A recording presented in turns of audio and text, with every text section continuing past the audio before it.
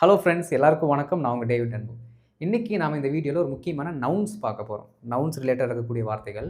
இது ஆல்ரெடி நமக்கு தெரியும். ஆனா எந்த இடத்துல எதை யூஸ் பண்ணணும், எந்த மாதிரியான காம்பினேஷன்ஸ்ல இதை யூஸ் பண்ணணும் அப்படிங்கிற ஐடியா நமக்கு தெரியாம இருந்திருக்கும். அதை இன்னைக்கு நம்ம கிளியரா கத்துக்கலாம். அண்ட் இதான் நம்ம சேனலுக்கு ஃபர்ஸ்ட் டைம் நீங்க வந்திருக்கீங்கன்னா, மறக்காம நம்ம சேனலை சப்ஸ்கிரைப் பண்ணிட்டு பெல் பட்டனை கிளிக் பண்ணி வச்சுக்கோங்க. அப்பதான் நான் போடுற வீடியோஸ் உங்களுக்கு தொடர்ந்து வந்து சேரும். அதை விட முக்கியமான ஒண்ணு, இந்த வீடியோவை ஸ்கிப் பண்ணாம பாருங்க. அப்பதான் உங்களுக்கு புரியும். நாம டிலே இல்லாம வீடியோக்குள்ள போயிடலாம்.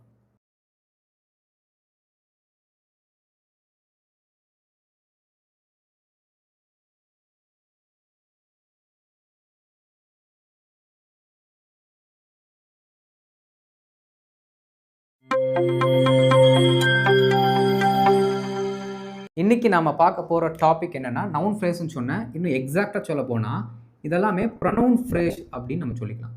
எப்படி? Pronoun phrase. இந்த வார்த்தைகள கவனிங்களேன். இங்க பாருங்க. Any, some, none, all, few.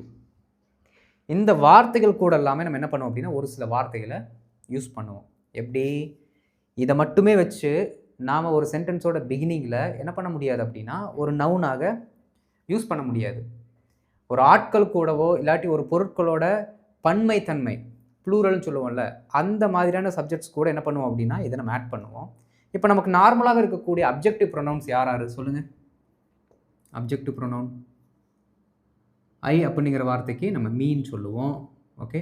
ஹிம்மு, her, them, அஸ்ஸு, you அப்படின்னு சொல்லுவோம். அப்புறம் இட்டு, கிட்டுன்னு வரும். ஓகே. 2, 4, 6, 7. 7 ப்ரொனவுன் தான் இருக்கு. 7 ப்ரொனவுனோட அப்ஜெக்டிவ் ப்ரொனவுன் எழுதியாச்சு. இது உங்களுக்கு தெரியும் ஆல்ரெடி. ஆனால் இந்த பர்ட்டிகுலர் வார்த்தைகளுக்கு இதில் இருக்க எல்லாத்தையுமே போட்டு மிக்ஸ் பண்ணி எழுத முடியுமான்னு கேட்டால் முடியாது. ஏன் அப்படின்னா, நீங்கள் நல்லா கவனிக்கணும். இந்த எனிங்கிற வார்த்தை, சம் அப்படிங்கிற வார்த்தை, நன்னு, ஆளு, ஃபியூ இதெல்லா வார்த்தைகளுமே ஒன்றுக்கும் மேற்பட்ட நபர்களை குறிக்கும் போது தான் நம்ம யூஸ் பண்ணுவோம். சிங்குலருக்கு யூஸ் பண்ண மாட்டோம். ஒரு ஆளுக்கு மேலே இருக்கணும். ஏன்னா எனி அப்படின்னு இருக்கும்போது உங்களை யாராச்சும் ஒருத்தர்னு சொல்லும்போது நிறைய பேரில் தான் ஒருத்தரை பற்றி பேசுகிறோம். சம் அப்படின்னு சொல்லும் பொழுது நிறைய பேரில் கொஞ்சம். புரியுதுங்களா? அப்போது இந்த மாதிரி வார்த்தைகள் நம்ம பேசும் பொழுது 100% அந்த பக்கத்தில் இருக்க சிங்குலர் அப்ஜெக்டிவ் ப்ரொனவுன் என்னென்ன இருக்கு? Me, him, her, it. Okay. இந்த சிங்குலரில் இருக்கிறத நம்ம என்ன பண்ணக்கூடாது அப்படின்னா யூஸ் பண்ணக்கூடாது, அவாய்ட் பண்ணுறது நல்லது. ஏன்னா அது வராது. மீதி இருக்க ப்ளூரல் ஃபார்ம்ஸ் பாருங்க. Them, us, you. யூ தான் என்ன ஆகும்? சிங்குலராகவும் இருக்கும், ப்ளூரலாகவும் இருக்கும். அப்போது அதையும் நம்ம யூஸ் பண்ணிக்கலாம். புரியுதுங்களா? அப்போ இந்த 3 வார்த்தைகளை நம்ம என்ன பண்ண போகிறோம் அப்படின்னா, இந்த பர்ட்டிகுலர் வார்த்தைகள் கூட இணைக்க போகிறோம். அப்போ தான் நமக்கு ஒரு ப்ரொனவுன் ஃப்ரேஸ் வரும். இங்கே பாருங்களேன். எனின்னு இருக்கு. இதற்கு காமனாக இருக்கக்கூடிய அந்த பர்ட்டிகுலர் ப்ரிப்போசிஷன் என்ன அப்படின்னா ஆஃப் ப்ளஸ் அங்கே இருக்கிற வார்த்தையில போட்டுக்க வேண்டியதுதான். ஓகே. இங்கே பாருங்கள். Any one of them. Okay. Some of them. Okay. Common எல்லாத்துக்கும் ஒரே வார்த்தையில் போடுறேன். சரிங்களா? அப்போ தான் உங்களுக்கு புரியும். Okay. Any of them, some of them, none of them, all of them, few of them. இப்போ என்ன அப்படின்னு கவனிங்க. எனி அப்படின்னா யாராவது ஒருத்தர். எப்படி? நிறைய பேர் இருக்காங்க. அவங்கள யாராவது ஒருத்தர் மட்டும் சொல்றதுக்கு என்ன பண்ணுறோம் அப்படின்னா any of them. Any of them அவர்களில் ஒருவர். ஒரு சிலர் என்ன பண்ணுவாங்க அப்படின்னா எனி ஒன் ஆஃப் தெம் சொல்லுவாங்க. அது தப்பு. அது சரியாக இருக்கிற மாதிரி தெரிஞ்சாலும் அது இன்கரெக்ட், ஆக்வர்ட். அதை நம்ம யூஸ் பண்ணக்கூடாது. புரியுதுங்களா? எப்படி? Any of them correct, any one of them அப்படிங்கிறது வேண்டாம். ஓகே. அப்போ இது வரைக்கும் நீங்கள் எனி ஒன் ஆஃப் தெம் அப்படிங்கிற வார்த்தை யூஸ் பண்ணிட்டு இருந்தா அதை மூட்டை கட்டி வச்சிருங்க. எனி ஆஃப் தெம் மட்டும் யூஸ் பண்ணிக்கலாம். அவர்களில் ஒருவர். எப்படி? அவர்களில் ஒருவர். எனி ஆஃப் யூ அப்படின்னு சொன்னோம்னா உங்களில் ஒருவர். அப்போ யாரோ ஒரு ஆளை மட்டும் நாம் தனியாக பிரித்து கேட்குறதுக்கு இந்த வார்த்தை யூஸ் பண்ணுறோம். அடுத்து பாருங்கள். இந்த சம்மும் ஃபியூவும் பார்த்தீங்கன்னா ஒரே அர்த்தம் தான். சம்முன்னா கொஞ்சம், சிலன்னு சொல்லுவோம். ஃபியூ அப்படின்னாலும் அதே தான். நீங்கள் ஆல்டர்னேட்டிவாக யூஸ் பண்ணுறதுனால யூஸ் பண்ணுங்க, தப்பு இல்லை. ஓகே. அது ரொம்ப இன்டெப்த்தாக போனோம் அப்படின்னா அது நிறைய எக்ஸ்ப்ளனேஷன்ஸ் கொடுக்க வேண்டியது இருக்கும். நீங்கள் சம் ஆஃப் ஃபியூ அப்படின்னு போட்டாலும் சரி, ஃபியூ ஆஃப் ஃபியூ போட்டாலும் சரி, ஒன்றும் தப்பு இல்லை. சரிங்களா? பாருங்கள். Some of them. சம் அப்படின்னா நல்லா கவனிக்கணுங்க. இந்த தெம் அப்படிங்கிறது ஒரு 100 பேர்னு வச்சுக்கலாம். சரிங்களா? இந்த 100 பேரில் 2க்கும் மேற்பட்டவனாலே கொஞ்சம் தான். ஒரு 10 பேர்னு வச்சுக்குவோம். சரிங்களா? அப்போது 100 பேரில் 10 பேர் அப்படிங்கிறது கொஞ்சம் பேர். இந்த ஒரு கொஞ்சமான தொகுதியை காட்டுறதுக்கு எப்படி பெரும்பகுதியிலேருந்து ஒரு சின்ன பகுதியை நாம் பிரித்து சொல்கிறதுக்கு இந்த வார்த்தையை நம்ம யூஸ் பண்ணுறோம். சம் ஆஃப் தெம், அவங்கள கொஞ்சம் பேர். எனி ஆஃப் தெம், அவங்கள ஒருத்தங்க. சம் ஆஃப் தெம், அவங்கள கொஞ்சம் பேர். ஃபியூ ஆஃப் தெம், அவர்களில் சிலர். இதுதான் கரெக்டாக சொல்ல போனால் சரியான தமிழாக்கம். அவங்கள சிலர், அவங்கள சிலர். ஓகே, அடுத்து பாருங்க. நன் ஆஃப் தெம், யாருமே இல்லை. நன் அப்படின்னு என்ன? ஒருத்தர் இல்லைன்னு அர்த்தம். நன் ஆஃப் யூ, உங்களில் யாரும் இல்லை. நன் ஆஃப் தெம், அவங்களில் யாரும் இல்லை. புரியுதுங்களா? ஒருவரும் இல்லை அப்படிங்கிற மாதிரி வந்துடும். உங்களில் ஒருவரும் இல்லை, அவர்களில் ஒருவரும் இல்லை. நன் ஆஃப் அஸ், நம்மளில் ஒருவரும் இல்லை அப்படிங்கிற மீனிங்கில் வரும். ஓகே, ஆல் ஆஃப் தெம், இது ஒட்டு மொத்தமாக எல்லாத்தையுமே கவர் பண்ணுது. ஆல் ஆஃப் தெம் அப்படின்னா 100 பேர் இருக்காங்கன்னா 100 பேருமே. ஆல் ஆஃப் அஸ், நம்ம ஒரு 1000 பேர் இருக்கோன்னா எல்லாருமே, ஒருத்தர் கூட விடுபட மாட்டாங்க. எல்லாருமே என்ன பண்ணுவாங்கன்னா அந்த இடத்துல கவர் ஆயிடுவாங்க. புரியுதுங்களா? அதுதான் இந்த வார்த்தை வச்சுருக்கோம்.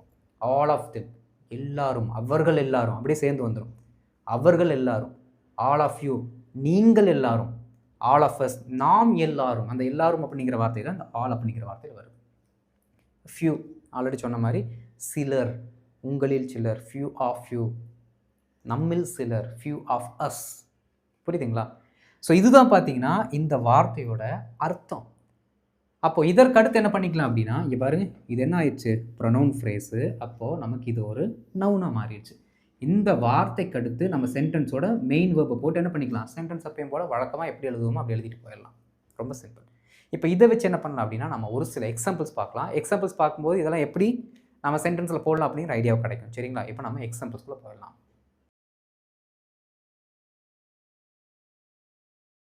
இப்போ ஃபஸ்ட்டு ஒரு சில எக்ஸாம்பிள்ஸ் பார்க்கலாம். இப்போது நம்ம பார்க்க போகிற இந்த எக்ஸாம்பிள்ஸில் இந்த பர்டிகுலர் ப்ரொனவுன் ஃப்ரேசஸ் எல்லாமே சென்டென்ஸோட பிகினிங்கில் இருக்கும். அடுத்த ஸ்லைடில் எப்படி இந்த சென்டென்ஸோட நடுவில் இல்லாட்டி கடைசியில் போடலாம், அதாவது சென்டென்ஸோட பிகினிங்கில் போடாமல் வேறு எந்த இடத்துல போடலாம் அப்படிங்கிறத சொல்லிக் கொடுக்குறேன். சரிங்களா? ஃபஸ்ட்டு கவனிங்க. எங்களில் சிலருக்கு ஒரு வேளை போனஸ் கிடைக்கலாம். இது எல்லா சென்டென்ஸ் கூட வரும். ஏன் எல்லா சென்டென்ஸ் கூட, எல்லா டென்ஸ் கூட வரும்? கொஞ்சம் அப்படியே மைண்டை யோசிச்சு சொல்லுங்கள். எத்தனை பேர் கரெக்டாக ஆன்சர் சொல்கிறீங்க பார்க்கலாம். இந்த பர்டிகுலர் ப்ரொனவுன் ஃப்ரேஸை எல்லா டென்ஸ்லையுமே யூஸ் பண்ணலாம். மானாவரியாக யூஸ் பண்ணலாம்.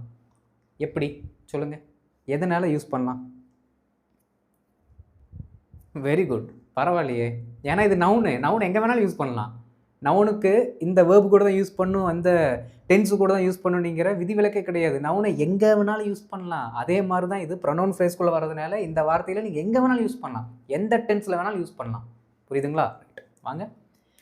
எங்களில் சிலருக்கு ஒரு வேளை போனஸ் கிடைக்கலாம். இந்த சிலர் அப்படிங்கிற வார்த்தையை நம்ம 2 வார்த்தை வச்சுருக்கோம். ஒன்று சம்மு, இன்னொன்று ஃபியூ. இப்போ ஜென்ரலாக காமனாக சொல்கிறாங்க வச்சுக்கோங்களேன், எந்த ஒரு ரெஸ்ட்ரிக்ஷன்ஸ் இல்லாமல் சொல்கிறாங்கன்னா அந்த இடத்துல சம் அப்படிங்கிற வார்த்தையும், சிலர் மட்டும் இங்கே வாங்க அப்படின்னு சொல்லும்போது அந்த சிலரை கூப்பிட்றதுலே ரெஸ்ட்ரிக்ஷன்ஸ் வச்சு கூப்பிடுவாங்க. ஒரு வேளை இடம் பத்தாமல் இருக்கலாம், 100 பேரில் 10 பேரை மட்டும்தான் செலக்ட் பண்ணியிருப்பாங்க, அது மட்டும் வாங்க அப்படின்னு ரெஸ்ட்ரிக்ட் பண்ணி ஒரு வரம்பை வச்சு ஒரு சிலரை அப்படின்னு மென்ஷன் பண்ணாங்கன்னா அந்த இடத்துல ஃபியூ ஆஃப் அப்படிங்கிற வார்த்தை யூஸ் பண்ணலாம். சரிங்களா? அந்த இடத்துல ஃபியூ சும்மா நார்மலாக ஜென்ரலாக நம்ம சொல்கிறோம் அப்படின்னா அந்த இடத்துல சம். ஓகே வாங்க. எங்களில் சிலருக்கு ஒரு வேளை போனஸ் கிடைக்கலாம். எங்களை சிலருக்கு ஒரு வேளை போனஸ் கிடைக்கலாம். நல்லா கவனிக்கணுங்க. இந்த போனஸ் கிடைக்கலாம் அப்படிங்கிற வார்த்தை இருக்குது. அதற்கு முன்னாடி இன்னொன்று நீங்கள் ஐடென்டிஃபை பண்ணணும், ஒரு வேளை. இப்போ ஒரு வேளைன்னு என்ன? அந்த விஷயம் நடக்கலாம், நடக்காமலும் இருக்கலாம். அப்போ அதற்கான வார்த்தையை நம்ம என்ன வச்சுருக்கோம்? எல்லாமே உங்களுக்கு தெரியுது, எழுதிடுவோம். எங்களில் சிலருக்கு, அப்போது பாருங்கள், சம் ஆஃப் அஸ், அவ்வளோதான். எங்களில், நாம் அப்படின்னு நம்ம சொல்லுவோம். இப்போ எங்களில் சிலருக்கு சம் ஆஃப் அஸ் ஒருவேளை போனஸ் கிடைக்கலாம். பாருங்கள், some of us may get bonus. Simple. Some of us may get bonus. Some of us may get bonus. Simple. அடுத்து பாருங்கள், அவர்களில் யாருமே ஃபோன் எடுக்கவில்லை. பாஸ்டில் இருக்குது. பாஸ்டில் அந்த வேலையை செய்யலையாமா. எப்படி? அவர்களில் யாருமே. அப்போ ஒருத்தர் கூட எடுக்கலை. எப்படி? என்ன வார்த்தை போடலாம்? ரொம்ப simple. None of them. None of them phone எடுக்கவில்லை. Didn't answer the phone. அவ்வளோதான். didn't answer the phone when I called. நான் கூப்பிட்ட பொழுது அவர்களில் யாருமே ஃபோன் எடுக்கவில்லை. நோபடி அப்படிங்கிற வார்த்தை சொல்கிறோம்ல, அதே மாதிரி தான் இதுவும். None of them. Okay, nobody அப்படின்னா யாருமே அப்படிங்கிற ஒரு காமனான வார்த்தை. எல்லாத்தையுமே ஒட்டுமொத்தமாக என்ன பண்ணுறோம், நாம் நெக்லெக்ட் பண்ணுறோம், அதாவது மென்ஷன் பண்ணுறோம். நன் ஆஃப் தெம் அப்படின்னா அங்கே இருக்கிற அந்த பர்டிகுலர் பீப்புளில் யாருமே இல்லை அப்படிங்கிறது. புரியுதுங்களா? அதான் நோபடிக்கும் நன் ஆஃப் தெமுக்கு இருக்க டிஃப்ரென்ஸ். அதுன்னு ஆட் பண்ணோம்னா போகும், நீ வீடியோ லென்த்து ஃப்யூச்சரில் சொல்லிக் கொடுக்குறேன். நன் ஆஃப் தெம் அங்கே இருந்தாங்கல்ல, அவங்கள யாருமே ஃபோன் எடுக்கலை. நான் கூப்பிட்டப்போ யாருமே ஃபோன் எடுக்கலை. None of them didn't answer the phone when I called. Add பண்ணிக்கோங்க பின்னாடி இந்த மாதிரி எக்ஸ்ட்ரா. ஓகே. அவர்களில் சிலர் வீட்டிலிருந்தே வேலை செய்ய விரும்புகிறார்கள். இதுவும் ஜென்ரலான டாக் மாதிரி தான் இருக்குது, அதனால சம்மை யூஸ் பண்ணிக்கலாம். ஓகே, பாருங்கள், சம் ஆஃப் அவர்களில், சம் ஆஃப் தெம். ஓகே, வீட்டில் இருந்தே வேலை செய்ய விரும்புகிறார்கள் ப்ரெசண்ட்டில் இருக்குது. அப்போது ப்ரிஃபர் அப்படிங்கிற வார்த்தையை யூஸ் பண்ணிக்கலாம். ஓகே, பாருங்கள், some of them prefer to work from home. Some of them prefer to work from home. அவர்களில் சிலர் வீட்டிலேருந்து வேலை செய்ய விரும்புகிறார்கள். இந்த சென்டென்ஸெல்லாம் தெரிஞ்சு வச்சுக்கோங்க. நீங்கள் எங்கேயாவது பேசும் பொழுது இதெல்லாம் கண்டிப்பாக உதவும். புரியுதுங்களா? Some of them prefer to work from home. நம்மளில் யாராவது ஒருவர் அதை செஞ்சு முடிச்சிருக்கலாம். ஏன்டா எவனுமே இந்த வேலையை செய்யலை, நம்ம யாராவது நம்ம கேங்கில் எவனாச்சும் ஒருத்தன் ஒரு உருப்படி அந்த வேலையை செஞ்சு முடிச்சிருக்கலாம். அப்போ கடந்த காலத்தில் அந்த வேலையை செஞ்சிருக்கலாம் அப்படிங்கிறத அந்த டோனில் சொல்கிறோம். அதற்காக வருத்தப்படுறோம், ரிக்ரெட்டில் சொல்கிறோம். ஓகே, வாங்க, நம்மில் யாராவது ஒருவர் அதை செய்திருக்கலாம். யாராவது ஒருவர். அப்போது எனி ஆஃபர்ஸ் இங்கே பாருங்க, could have finished it, completed it, carried out it, எப்படி வேணால் சொல்லலாம். ஓகே, கேரிட் அவுட் இட்னு சொல்லக்கூடாது, கேரிட் இட் அவுட்னு சொல்லலாம். Okay, any of us could have finished it. Any of us could have finished it. Any of us could have completed it. நீங்கள் இந்த வேர்புக்கு என்ன வேணாலும் போட்டுக்கோங்க, மீனிங் வந்துடும். அடுத்து பாருங்கள், உங்களில் சிலர் உள்ளே வரலாம். தம்பி, உங்களை சிலர் மட்டும் உள்ளே வரலாம், ரெஸ்ட்ரிக்ஷன் எழுதலாமா? உங்களில் சிலர். பாருங்கள், few of you உள்ளே வரலாம். பாருங்க, can come inside. பெர்மிஷன் கொடுக்கறதுக்கு கேன் யூஸ் பண்ணலாம். அப்போ கேனுக்கு ரெண்டு தமிழ் அர்த்தம் இருக்குது. ஒன்று முடியும், இன்னொன்று லாம் அப்படிங்கிற வார்த்தையில் முடியும். இந்த லாம் அப்படிங்கிற வார்த்தையில் எங்கெங்கெல்லாம் ஒரு சென்டென்ஸு பெர்மிஷனோட டோனில் வருதோ அங்கெல்லாம் கேன் அப்படிங்கிற வார்த்தையை யூஸ் பண்ணலாம். சரிங்களா? நீ உள்ளே வரலாம், யூ கேன் கம் இன்சைட். நீ போகலாம், யூ கேன் கோ. போகலாம், போக முடியும் நம்ம சொல்லலை, போகலாம், ஏன்னா பெர்மிஷன் கொடுக்குறோம். You can go. why are you waiting? you can eat. நீ ஏன் வெயிட் பண்ணிகிட்ருக்க? நீங்கள் சாப்பிட்லாம். புரியுதுங்களா? அப்போ அந்த டோனை நம்ம இதை சொல்கிறோம். உங்களில் சிலர் உள்ளே வரலாம். few of you can come inside. few of you can come inside. புரிஞ்சுதுங்களா? இப்போ என்ன பண்ணலாம் அப்படின்னா, இந்த பர்டிகுலர் ப்ரொனவுன் ஃப்ரேசஸை தூக்கி சென்டென்ஸ் நடுவில் இல்லை எங்கெங்கெல்லாம் இடம் கிடைக்குதோ எல்லா இடத்துல என்ன பண்ணலாம், ஃபிட் பண்ணி பார்க்கலாம். சரிங்களா? இப்போ ஒரு சில எக்ஸாம்பிள்ஸ் அடுத்த ஸ்லைடில் பார்ப்போம்.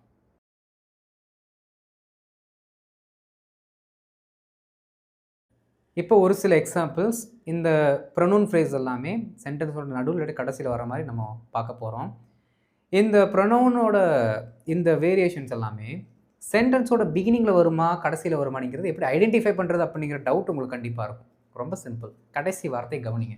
நாங்கள் கடைசி வார்த்தை என்ன? பாராட்டினார், செய்தார். இதிலே தெரியுது அந்த ஆக்ஷனை வேற யாரோ செஞ்சுருக்காங்க. எப்படி? பாராட்டினார். பாராட்டினார் அப்படின்னா யார் பாராட்டியிருப்பாங்க? யாரோ ஒருவர். அவர் யாராக வேணா இருக்கலாம். அப்போது அது ஹீ அந்த மாதிரி பேட்டர்ன் கீழே தான் வருமோ தவிர நம்ம இப்போ படித்த இந்த ப்ரொனவுன் ஃப்ரேசஸில் தான் செட் ஆகாது. இந்த ப்ரொனவுன் ஃப்ரேசஸை போட்டு இந்த வார்த்தையை சொல்லி பாருங்கள், கரெக்டாக வருமா? எங்களில் சிலர் பாராட்டினார், எங்களில் பலர் பாராட்டினார். மீனிங் வரலையே. எங்களில் சிலரை பாராட்டினார், இங்கே மீனிங் வருது. எங்களில் பலரை பாராட்டினார், இங்கே மீனிங் வருது. அப்போது கடைசி வார்த்தை வச்சு நீங்கள் ஈஸியாக என்ன மாதிரியான சப்ஜெக்ட் வரும் அப்படிங்கிறத கண்டுபிடிச்சிடலாம். சரி பாருங்கள், பயிற்சியாளர் அவர்களில் சிலரை பொது வெளியில் பாராட்டினார். ஒரு ஆக்ஷனை செஞ்சுருக்காரு, இவங்க மேலே செஞ்சுருக்காரு. அப்போ இவங்க தான் ரிசீவர், அப்போ இவர் தான் சப்ஜெக்ட். ஏன்னா ஆக்ஷனை செஞ்சது இவர். இப்போ அவர் தான் நம்ம ஃபஸ்ட்டு என்ன பண்ணணும், மென்ஷன் பண்ணணும். பயிற்சியாளர் யார்? கோச். ஓகே, த கோச் அவர்களில் சிலரை பொது வெளியில் பாராட்டினார். பாராட்டுதலுக்கு பாருங்க, congratulated. Okay, the coach congratulated யாரை இதுக்கு அடுத்து நம்ம அந்த பர்டிகுலர் ஆப்ஜெக்ட் போடணும். அவர்களில் சிலரை, சிலரை அப்படின்னா இங்கே நம்ம சம் அப்படிங்கிற வார்த்தையை போட்டுக்கலாம். ஓகே, சம் ஆஃப் தெம் எங்கேயாமா, பொது வெளியில், பப்ளிக்லி, முடிஞ்சு போச்சு. ஓகே, பாருங்க, the coach congratulated some of them publicly. The coach congratulated some of them publicly. சிம்பிளான சென்டென்ஸ் தான். ஆனால் நான் சொல்லி கொடுத்த அந்த பர்டிகுலர் என்ன பண்ணணும், கடைசி ஒரு ஐடியா சொல்லி கொடுத்தோம் பார்த்தீங்களா, கடைசியில் இருக்க அந்த வேர்பை வச்சு தான் நம்ம ஐடென்டிஃபை பண்ணணும். அதை வந்து மறந்துடாதீங்க. அது இருந்தால் தான் உங்களுக்கு ஒர்க் அவுட் ஆகும். அதை மறந்துட்டிங்கன்னா எந்த வார்த்தை எங்கே போடுறதுங்கிறது நீங்கள் மறந்து போயிடுவீங்க. ரைட், அடுத்து பாருங்கள், எங்களில் பலரை நேற்று கல்லூரி முதல்வரே நேர்காணல் செய்தார். அவரே என்ன பண்ணாராமா, அந்த வேலையை செஞ்சாராமா. கல்லூரி முதல்வரே, அவர் தான் சப்ஜெக்ட். பாருங்க, த பிரின்சிபல். ஓகே, பிரின்சிபல் அப்படின்னா கல்லூரி முதல்வர், பிரின்சிபல் அப்படின்னா கொள்கை, பிஎல்இன்னு போட்டோம்னா அது ஒரு கொள்கை, பிரின்சிபல் அப்படின்னா கல்லூரி முதல்வர். த பிரின்சிபல் ஹிம்செல்ஃப், அவரே அந்த வேலையை செய்தார். ஓகே, த பிரின்சிபல் ஹிம்செல்ஃப் நேற்று எங்களில் பலரை, ஓகே, himself interviewed. ஓகே, இதற்கடுத்து அந்த பர்டிகுலர் ஆப்ஜெக்ட் போடலாம். எங்களில் பலரை, இங்கே பாருங்க, சிலர் இல்லை, பலர். பலர் அப்படின்னா மோஸ்ட் ஆஃப் தெம் அப்படின்னு சொல்லுவோம். நம்ம மோஸ்ட் ஆஃப் அஸ் அப்படின்னு வார்த்தை சொல்லுவோம். அந்த மோஸ்ட் இங்கே போட்டுற வேண்டியது வச்சுங்களா. இன்டர்வியூட், பாருங்க, மோஸ்ட் ஆஃப் அஸ் எஸ்டர்டே. இந்த மோஸ்ட் அப்படிங்கிற வார்த்தையை நான் ஸ்டார்டிங்கில் சொல்லி கொடுக்கல, இருந்தாலும் ஆட் பண்ணிடலாம் அப்படிங்கிறதுக்காக ஆட் பண்ணி விட்டேன். தெரிஞ்சுக்கோங்க. பாருங்கள், the principal himself interviewed most of us yesterday. The principal himself interviewed most of us yesterday. ஒரு சிலர் எப்படி சொல்லுவாங்கன்னா, the principal interviewed most of us yesterday. இந்த மோஸ்ட் ஆஃப் அஸ்க்கு அடுத்து என்ன பண்ணுவாங்கன்னா, இந்த ஹிம்செல்ஃப்ங்கிற வார்த்தை இங்கே போடுவாங்க. நீங்கள் பக்கத்திலே போட்டுக்கிட்டீங்கனாலும் சிம்பிளாக வேலை முடிஞ்சிடும். சரிங்களா, ரைட். நாங்கள் உங்களில் சிலரை மட்டுமே அழைப்போம். உங்களில் கொஞ்சம் பேரை மட்டும்தான் கூப்பிடுவோம், ரெஸ்ட்ரிக்ஷன். பாருங்கள், நாங்கள் வேலை செய்கிறதாரம்மா, நாங்கள். அப்போது வி சிலரை மட்டுமே அழைப்போம். ஓகே, வி வில் கால் உங்களில் சிலரை. ஓகே, ஃபியூ ஆஃப் யூ, அவ்வளோதான். We will call few of you, we will call few of you, we will call you. நாங்கள் உங்களை அழைப்போம், நாங்கள் உங்களில் சிலரை அழைப்போம். we will call few of you. நாங்கள் உங்களில் பலரை அழைப்போம். we will call most of you. Simple. புரியுதுங்களா? உங்களில் யாரையுமே இனி நான் இங்கு பார்க்கக்கூடாது. பார்த்துக்கோ, தெரியாமல் இங்கே வந்துட்டீங்க, இனிமேல் உங்களை யாரையுமே இங்கே பார்க்கக்கூடாது அப்படின்னு கோமாலாம் சொல்லுவோம்ல, அது எழுதலாம். வாங்க, யார் பார்க்கக்கூடாதாம்மா? நான் பார்க்கக்கூடாது. ஓகே, பாருங்கள், I should not, I should not find யாரையுமே. அப்போது எனி ஆஃப் யூ, பாருங்கள், உங்கள் யாரையுமே, எனி ஆஃப் யூ எங்கே பார்க்கக்கூடாதாம்மா? இங்கே பார்க்கக்கூடாதாம்மா. எப்படியாம்மா? இனிமேல், இனி எப்பயுமே பார்க்கக்கூடாதாம்மா. Here, here after. நல்லா கவனிக்கணுங்க. இந்த ஹியர் அப்படிங்கிறது இடத்த குறிக்குது, இந்த ஹியர் ஆஃப்டர் அப்படிங்கிறது காலத்தை குறிக்குது. ஆனால் ரெண்டுமே கரெக்டு. ஆனால் 2 ஹியரை போட்டு வச்சுருக்கான் கரெக்டாக அப்படின்னு சொல்லிட்டு உடனே டக்கு டக்கு போய் டைப் பண்ணுவீங்க, சாட் ஜிபிடி கேட்பீங்க. அதுவும் கரெக்டு தான் சொல்லுவோம். அதனால் நாங்கள் போக வேண்டாம். இங்கே பாருங்கள், I should not find any of you here hereafter. I should not find any of you here hereafter. Simple. அவர் எங்களில் அனைவரையுமே திட்டினார். கண்ட மேனிக்கு திட்டினார். நல்ல வேலை என்ன மட்டும் திட்டடா, எல்லாத்தையுமே திட்டினார். அதனால எனக்கு கொஞ்சம் ஷேமாக போகலை. அவர் எங்களில் அனைவரையுமே திட்டினார். பாருங்கள், he scolded all of us. all of us, all of you வரும் பாருங்கள், all of us. அவர் எங்களில் யாரையுமே திட்டலை. he scolded none of us. நன்னை போட்டால் வேலை முடிஞ்சுது. he scolded all of us. அவர் எங்களில் எல்லாத்தையுமே திட்டினார். he scolded none of us. அவர் எங்களில் யாரையுமே திட்டலை. ஏன்னா நன் அப்படிங்கிறது யாருமே இல்லை அப்படிங்கிற மீனிங்கில் தான் வரும். அப்படி கூட மாற்றலாம். ஈஸியாக இருக்குங்களா? அப்போ இனிமேல் இந்த வீடியோ பார்த்து நம்மளுடைய மாணவர்கள் என்ன பண்ணக்கூடாது அப்படின்னா, இந்த டாப்பிக்கில் தப்பு பண்ணக்கூடாது, இந்த வார்த்தையில் தப்பு பண்ணக்கூடாது. ரொம்ப ஈஸியான ஒரு கான்செப்ட். சரிங்களா?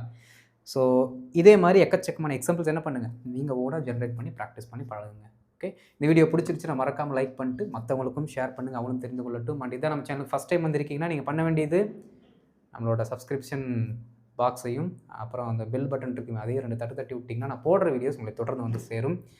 அடுத்த வீடியோவில் ஒரு சூப்பரான டாப்பிக்கில் வந்து உங்களுக்கு சொல்லிக் கொடுக்குறேன். அது வரைக்கும் இது என்ன பண்ணுங்கன்னா ப்ராக்டிஸ் பண்ணிட்டுருங்க. ப்ராக்டிஸ் தான் என்ன பண்ணும் அப்படின்னா உங்களோட லாங்குவேஜை அடுத்த லெவலுக்கு கொண்டு போகும். ஓகே, அடுத்த வீடியோவில் பார்க்கலாம். தேங்க்யூ.